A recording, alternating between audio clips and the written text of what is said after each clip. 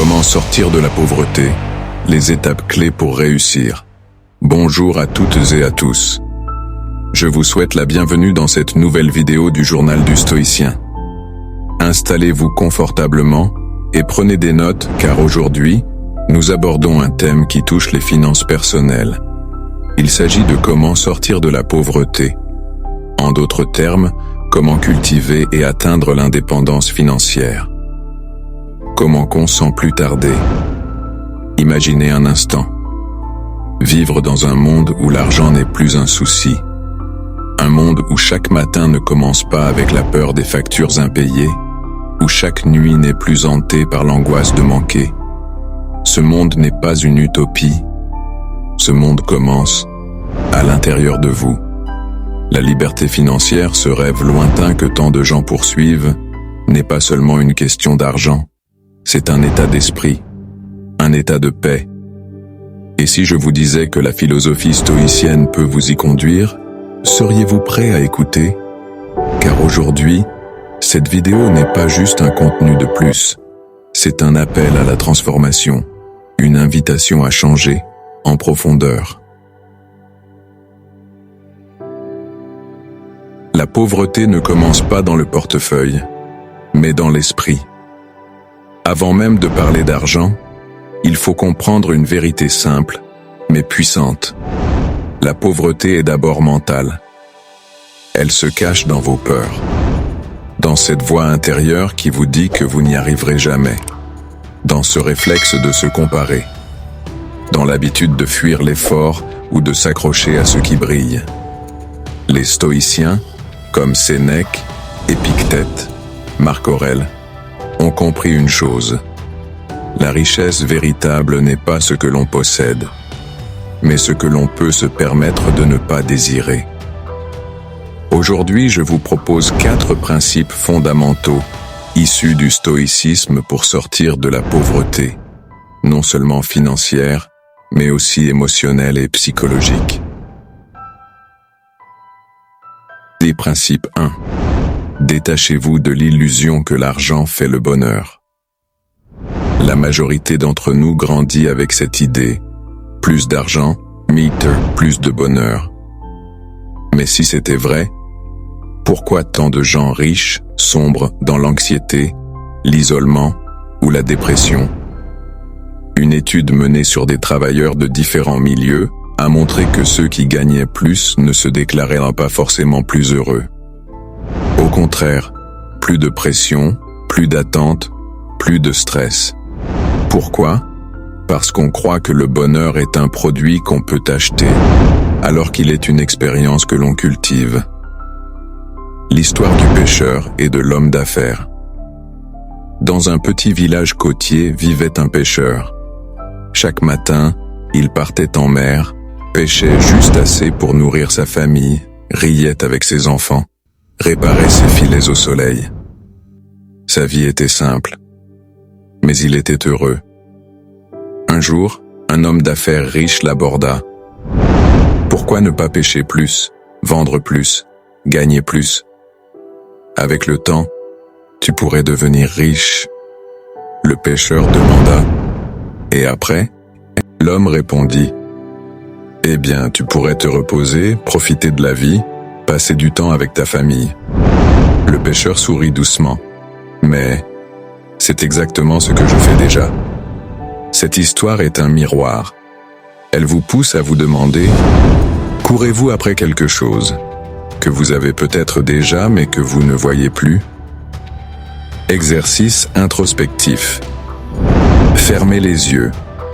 Pensez à un moment où vous vous êtes senti pleinement vivant, en paix, comblé. Était-ce un moment coûteux ou un instant simple, un rire, un coucher de soleil, une main dans la vôtre, un repas partagé? Le stoïcisme nous invite à faire ce travail de discernement, différencier ce qui est précieux de ce qui est cher. Et principe 2. Vivez selon vos moyens. Libérez-vous du piège des apparences. La société moderne vous pousse constamment à acheter, à vous comparer. à croire que votre valeur dépend de ce que vous portez, conduisez, montrez. Mais le stoïcien répond, non.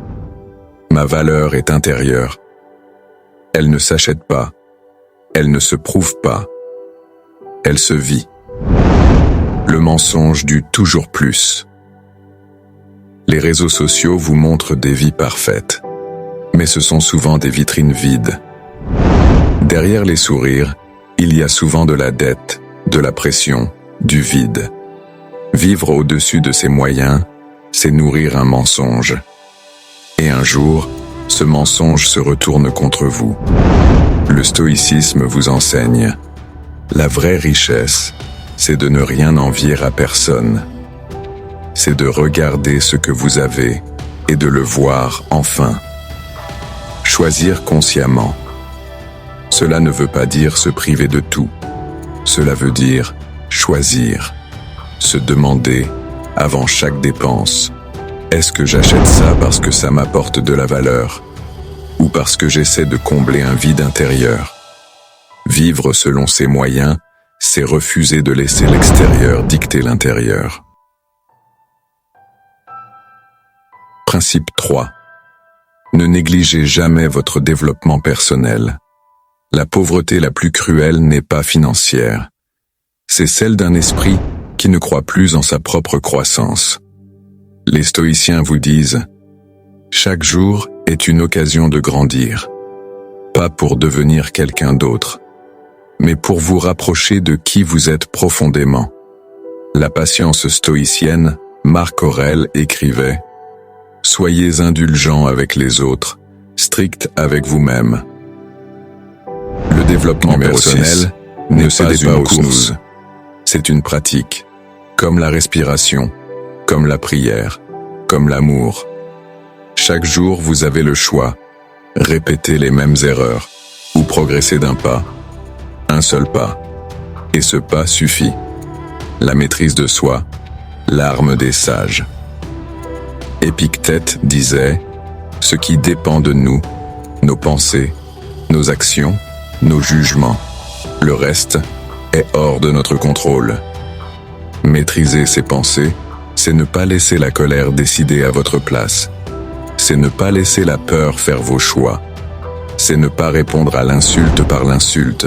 C'est vous réapproprier votre pouvoir. Et c'est cela, la richesse intérieure. Kurshambara Wanda les principes 4. Ne fuyez pas vos finances. Apprenez à les comprendre.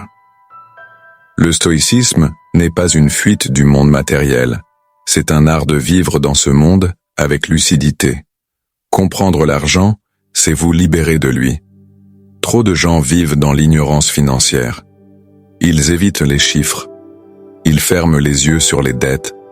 Ils n'ont pas de plan, pas de vision, juste une survie. Mais un esprit stoïcien regarde la réalité en face, même si elle est inconfortable. Il veut comprendre, apprendre, prendre le contrôle. Avoir un plan, c'est avoir une direction. Gérer ses finances, ce n'est pas être obsédé par l'argent. C'est lui donner sa juste place. C'est organiser sa vie pour qu'elle reflète vos valeurs. Un budget n'est pas une prison. C'est une boussole. Il ne vous empêche pas de vivre. Il vous permet de choisir ce qui compte vraiment. Maintenant, reprenez votre pouvoir. La pauvreté, la vraie, n'est pas une fatalité. Elle commence dans l'esprit, et c'est là qu'elle peut être vaincue. En appliquant ces principes stoïciens, en détachant votre bonheur de l'argent, en vivant selon vos moyens, en cultivant votre développement personnel, en gérant vos finances avec conscience, vous commencez un chemin de libération. Ce chemin n'est pas facile. Il demande du courage, de l'humilité, de la persévérance. Mais il mène à une richesse que personne ne peut vous enlever. Une richesse de caractère, une paix intérieure, une force tranquille. Et maintenant, posez-vous cette question. Quelle est la prochaine action que je peux faire pour sortir de ma pauvreté intérieure? Pas demain, aujourd'hui. Et si vous êtes prêt à faire ce chemin, alors cette chaîne est là pour vous accompagner. Abonnez-vous, partagez cette vidéo et surtout, mettez en pratique. Le changement ne commence pas avec une motivation temporaire. Il commence avec une décision. Et cette décision, vous pouvez la prendre maintenant.